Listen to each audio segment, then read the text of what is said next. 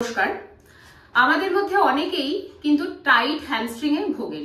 Tight hamstring কিরকম হয়? Suppose আপনারা নিচে কোনো কিছু পড়ে গেল, সেটা তুলতে পারছেন না, আপনারা পুরো স্ট্রেট ডাউন হয়ে গিয়ে জিনিসটাকে হয়তো তুলতে পারলেন না, তো হয়তো পায়ের পিছনে টান লাগছে, একটু নিচু হতে গেলেই পায়ের পিছন দিকে টান লাগছে। তো এইটা হচ্ছে টাইট হ্যামস্ট্রিং এর একটা লক্ষণ। এবং এইটা যদি দীর্ঘদিন থাকে, এখান থেকে কিন্তু আস্তে আস্তে আমরা ব্যাক পেনও ফিল করতে পারি, কারণ টাইট হ্যামস্ট্রিং থেকে থেকে আস্তে আস্তে কিন্তু গ্লুটসও টাইট হয়ে যায়, এবং গ্লুটসের উপরেই যেহেতু লাম্বার থাকে, তো লাম্বারও কিন্তু টাইট হতে থাকে, মোবিলিটি আস্তে আস্তে কমতে থাকে। তো হ্যামস্ট্রিং টাইট হলে যেটা আমরা সবচেয়ে বেশি প্রবলেম ফেস করি, সেটা হচ্ছে আমাদের মোবিলিটি অ্যান্ড মুভমেন্টের একটা প্রবলেম হয়, যে কোনো টাইপের ফরওয়ার্ড বেন্ডিং হতে প্রবলেম হয়, এবং লং টাইম যদি কোথাও দাঁড়িয়ে থাকার ব্যাপার থাকে, তাহলে কিন্তু সেক্ষেত্রে পা পুরো ধরে যেতে থাকে। তো এক্ষেত্রে আমরা এই টাইট হ্যামস্ট্রিং ওভারকাম করতে গেলে কি কি এক্সারসাইজ করব বা কি ধরনের স্ট্রেচিং করব দেখে নেওয়া যাক। তো হ্যামস্ট্রিং স্ট্রেচের জন্য ফার্স্টে আমরা এরকম ভাবে বসবো, এন্ড এখান থেকে আমরা পশ্চিমোত্তানাসন বা সিটেড ফরওয়ার্ড বেন্ড পোজে যাব। কিন্তু এটা করার একটা ব্যাপার আছে, টেকনিক আছে। আমারও হ্যামস্ট্রিং টাইট, এবং কিভাবে আমরা করব সেটা দেখে নিই। তো ফার্স্টে আমরা এইরকম ভাবে বসবো, আর আমাদের এই পাম দিয়ে অ্যাঙ্কেলটাকে ধরবো। যাদের হাত এই অবধিও যাবে না, তারা আপনারা কিন্তু এরকম কাফে রেখেও করতে পারেন এক্সারসাইজটা। আমি এইভাবেই দেখাচ্ছি, এইটাকে ধরবো, আর আমাদের টার্গেট থাকবে আমাদের যেন কোয়াড্রিসেপস আর হচ্ছে চেস্ট একসাথে টাচে থাকে। এই টাচটা কিন্তু আমরা ছাড়বো না, এন্ড এই টাচে রেখে আমরা এইভাবে ট্যাপ করে করে সামনে পা এগোবো, যতটা পসিবল হয় এগোবো। আমার হ্যামস্ট্রিং টাইট বলে আমি কিন্তু এর থেকে বেশি আর এগোতে পারছি না, কারণ আমার অলরেডি গ্লুটস থেকে হ্যামস্ট্রিং থেকে কিন্তু টান ধরা শুরু হয়েছে। আমরা ততটাই ফরওয়ার্ড বেন্ড হব যতটাতে আমরা কমফোর্টেবলি হোল্ড করতে পারছি।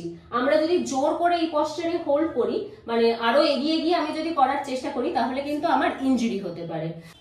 এই পশ্চারে আমরা 20 সেকেন্ড হোল্ড করব, নর্মাল ব্রিদিং এ থাকবো, এন্ড 20 সেকেন্ড হোল্ড করার পর আমরা স্লোলি এইভাবেই আবার ব্যাক করব, ট্যাপ করে করে পা, এন্ড এই পশ্চারে থেকে relax.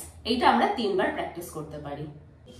Next exercise hamstring stretch করার জন্য আমরা শুয়ে পড়ব, আর শুয়ে পড়ে এই টাওয়েলটাকে পায়ের ঠিক এইরকম ভাবে মাঝখানে রাখবো, এন্ড আমাদের টার্গেট থাকবে এই পাটা এরকম ভাবে স্ট্রেট রাখার, এন্ড এইটাকে ম্যাক্সিমাম আমাদের মাথার পিছন দিকে পুল করার। আমাদের টার্গেট রাখতে হবে নি যেন এরকম ভাবে বেন্ড না হয়। ঠিক একই রকম ভাবে অপোজিট পায়েও করব, আর এটা করার সময় চেষ্টা রাখতে হবে পাটাকে ফ্লোরে, যেই পাটা ফ্লোরে রয়েছে সেটাকে টাচ রাখার, এন্ড রিল্যাক্স। নেক্সট আমরা শোবো, এন্ড শুয়ে এইভাবে আমরা সিঙ্গেল লেগ হাগ করব। এইটা করলে আমাদের গ্লুটসটা কিছুটা স্ট্রেচ হবে। পাটা এরকম ভাবে স্ট্রেট রাখার চেষ্টা করতে হবে।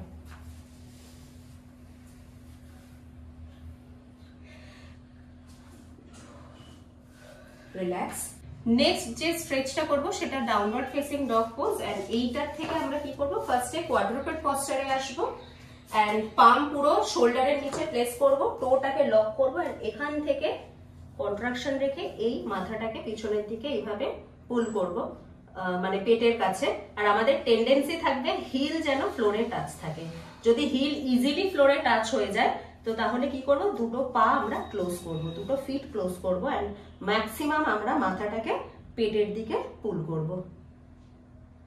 এই পশ্চারে হোল্ড করব 20 সেকেন্ড, এন্ড যখন এখান থেকে ডাউন করব, এইভাবেই ডাউন হবে, এন্ড রিল্যাক্স। আশা করি আজকের ভিডিওটা আপনাদের জন্য হেল্পফুল হলো। আপনারা যারা টাইট হ্যামস্ট্রিং বা গ্লুটসের প্রবলেমে ভুগছেন, যেহেতু শীতকাল আসছে, ব্যথা কিন্তু আরো বাড়তে থাকে, তো এই স্ট্রেচিং গুলো আপনারা বাড়িতে করুন, এবং আমি শিওর আপনারা কিন্তু এখান থেকে উপকার পাবেন। আমার চ্যানেলটা লাইক করুন, সাবস্ক্রাইব করুন, কারণ আমার চ্যানেলে কিন্তু হেলথ এন্ড ওয়ার্কআউট রিলেটেড এরকম অনেক ছোটখাটো টিপস আপনারা পাবেন, যেগুলো আপনাদের দৈনন্দিন জীবনে চলাফেরা করতে খুবই উপযোগী হবে। আমার সাথে থাকুন, আমার ভিডিওটা আপনাদের ফ্রেন্ডস এন্ড ফ্যামিলির সঙ্গে শেয়ার করুন। আজকে এখানেই শেষ করলাম। নমস্কার।